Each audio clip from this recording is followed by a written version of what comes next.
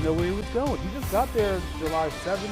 Yeah, he 5 just days wanted ago. to get the lay of the land. Right. Just see what other people were looking at. He's nosy. He I needs to get it. size up the other competition Exactly. too, I bet. He's like, who's all these other people over here in this African Savannah exhibit? He's you like, know? I need to know if I need to show out a bit. Exactly, and he did. He did.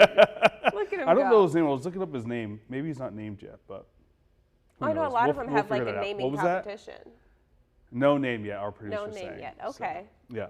So maybe that's also why. You're right, He needs exactly. a name. That's Speaking of the Africa Savannah exhibit, Yeah. it's going to feel like we're on a different continent this week.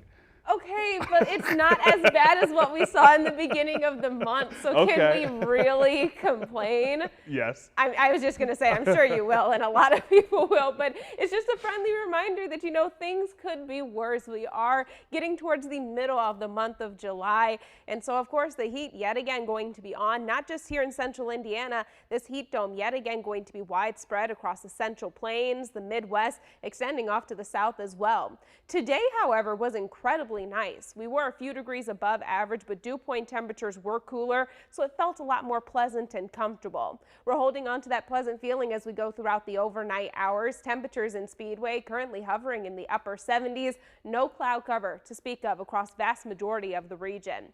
Here's a look at a few other readings. 72 degrees in Kokomo, 77 our current temperature in Lafayette, and 78 degrees right now over in Bloomington. These were the key numbers that we needed to pay attention to today. Those dew points were a lot cooler, on the order of 3 to almost 10 degrees here in Indianapolis compared to where we were 24 hours ago. Our current dew points are hovering mainly in the 60s at this present time. These numbers are still going to stay relatively comfortable, not only overnight tonight, but also as we move into the very start of the work week. And then by Tuesday, we're increasing the humidity and increasing the temperatures across the area as well. Throughout the day, we did have a couple of spotty rain showers, some locally heavy downpours off to the south and southeastern portion of the state. But now we're under the influence of an area of high pressure that's making its way in from the west. It's clearing us out and also drying things up across the region. We're going to remain under the influence of that high pressure system for the next several days here. So futurecasts not going to show a whole lot in the way of activity. We're mostly clear overnight tonight. We'll have a nice breeze out of the northeast, bringing down a cooler air mass.